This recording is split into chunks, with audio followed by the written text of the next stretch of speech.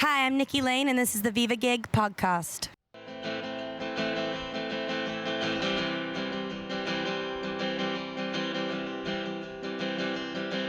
For 19 years I've been here waiting for something good to come my way. Hi, this is Daniel Senyard, and this is the Vivogig podcast. This week we're interviewing Nikki Lane, who has traveled all the way down from Nashville. And this episode is co-hosted by Deirdre from DMX. You want to tell us a little bit about DMX before we get going? Oh, yeah. DMX is basically radio for businesses. We create feelings and emotions in stores. So you can hear our music in malls, in restaurants, on direct TV, on the music channels, pretty much everywhere. Yeah, that's it. Thanks. We're awesome. And we're filming in Austin at the Midnight Cat, so thanks to them for letting us host this here. Wanted to ask you, so you're busy touring with Carey Kotsionis? Yeah? Yeah. Kotsionis. We got invited to play our first festival out in LA earlier maybe a week and a half ago, and so we decided that instead of buying 2 plane tickets, we would just drive our Jeep across the country and book some shows on the way back, which is how we ended up with you guys. Been a pretty glamorous trip so far? All jammed into the car? Luxurious, tons of budget motels, Super 8, showers, peeing on the side of the road. So how would you describe your sound to someone who hasn't heard you before? I'd say that it's the kind of country that people that don't like country like, which is what I keep hearing. It sounds old, but it sounds new. Sounds rock, but it sounds country, and I think that's. I'm the self-proclaimed first lady of outlaw country. So get into that. We use all of our influences and put it into one thing. So, and I guess it came off that way, which is good. So that was one of the questions I wanted to ask you was, I'd read that you were traditional country with a contemporary twist. What is that contemporary twist from your point of view? What have you added to the...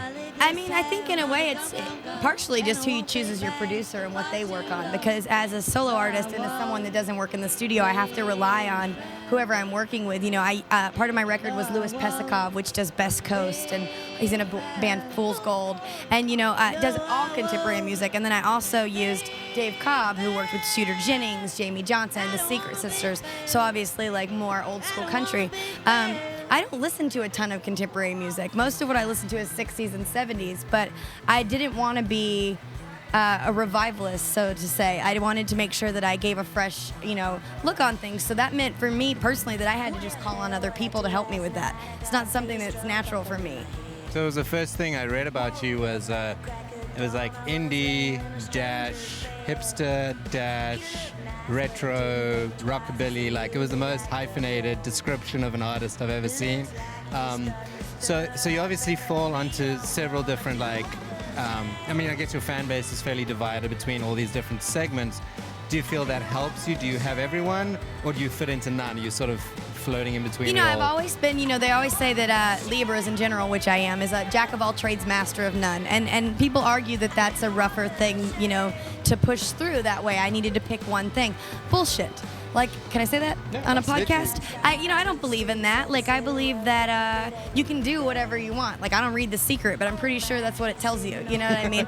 and I go with that. Like, we may not have everybody, but we've got a lot of people. We've got all the people that I think look cool enough to like us. Yeah. And yeah, I'm proud to be a hipster and an indie and a retro and country and whatever.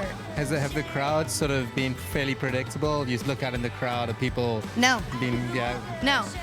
It just depends on where you are. You're in the middle of Alpine, Texas, and everybody's like in Wranglers and boots, and Los Angeles. You go out and it's a totally different thing. It's young and old hipsters. People that don't listen to country music that are just trying you out because they've heard that maybe they should, and. In Nashville, some of my biggest fans, which are now my buddies, come from like a heavy garage rock scene.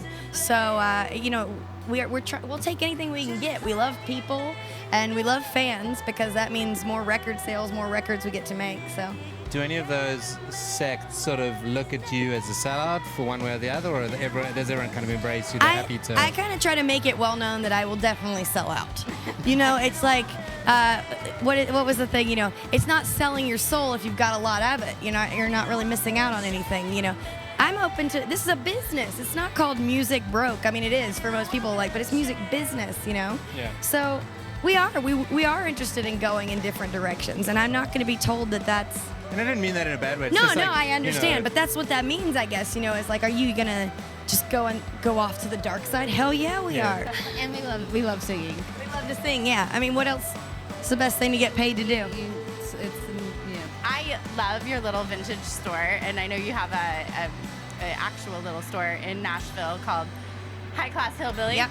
Also on Etsy, which you promised to get up to date Yeah, soon. Yes. We're gonna do that. You know, High Class Hillbilly for us, you know, I managed retail for 10 years. So going from working 60 hours a week to not really working and just, you know, trying to make a record, which takes a year, by the way. I thought it was going to take like a week and a half. You have to find something else to do with your time. So when I moved to Nashville, I was lucky, you know, that everyone always says you don't hire your friend as your business partner. You absolutely do, because how else do you convince someone they can travel around the world with you if you don't have a project that you share? So we started doing flea markets, and We got a small little retail space in East Nashville in a really fantastic building. It's a multi-purpose space building, and it's a tiny little boot shop, but it's tiny enough to take on the road. So we fill up our truck and we go out and we play shows and we sell boots, and guys go, "That's crazy, she's selling boots," and girls go, "Oh, well, why don't you buy me some?" You know, and the next thing you know, that we take credit cards because of the future, Nice. and so we're just, you know, bleeding everybody dry. So if somebody comes to your show and wants to look at your wares, what do we just go out to the Jeep. You just say, "Hey, can I'm we a make size a deal out in 10. the parking lot?" Do you want to go do some illegal selling in the back?" And I will gladly, you know, Hook take me you right up. out there. That's great.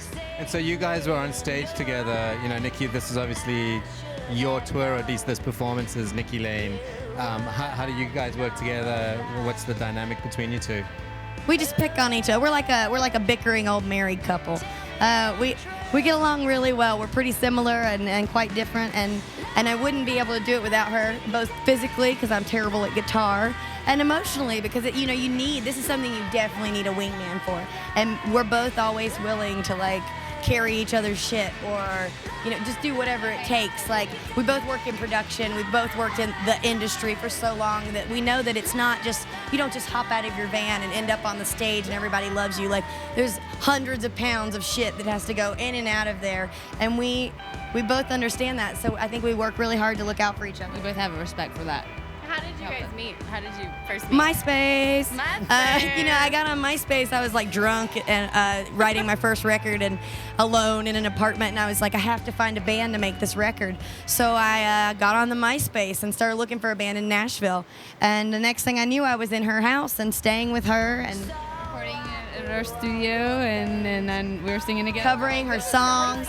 Yeah, and we just kind of, you know, I'm very manipulative. If I want you to do something, I will convince you that it's a good idea. We were totally against this interview, but here we are. Yeah, no, it's just, and so, you know, no, I'm just kidding. But she's been great to come along with me, because when you do the same thing, it's nice to just do it together. It's much easier to build each other up than to go out there and try to convince yourself that it's good. No, sorry. I may have misheard, but are you both from South Carolina? I'm from North Carolina, Okay. but that was we were Pretty close. Carolina girls.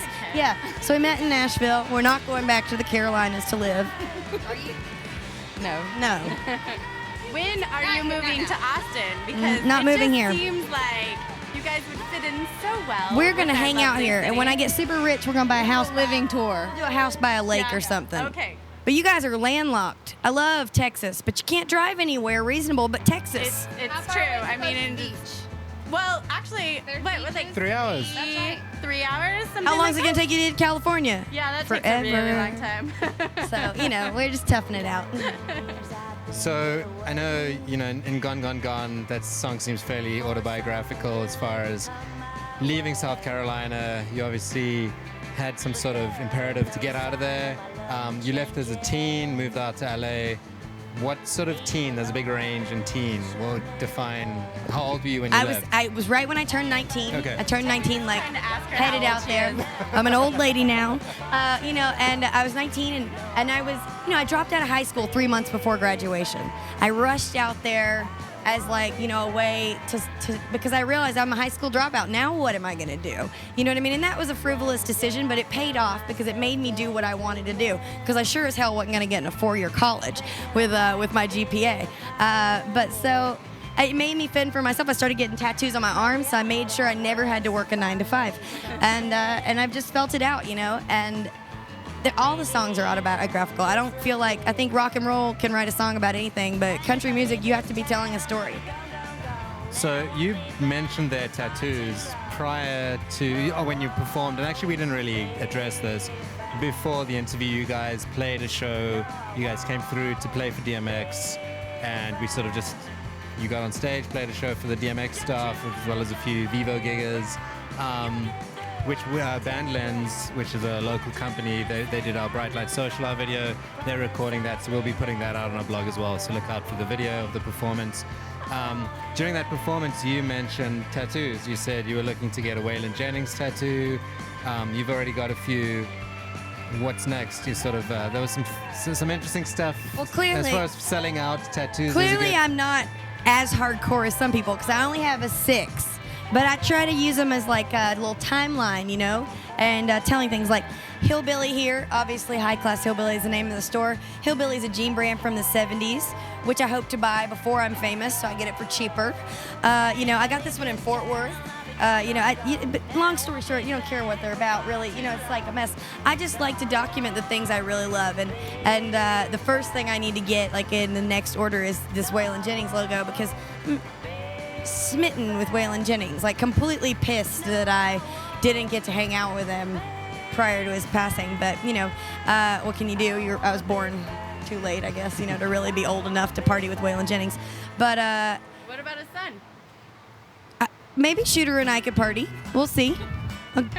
His wife might not like it, but She might be. I'm not trying to kiss him. But we'll seems just a we'll little- see. We'll just party. But I don't know.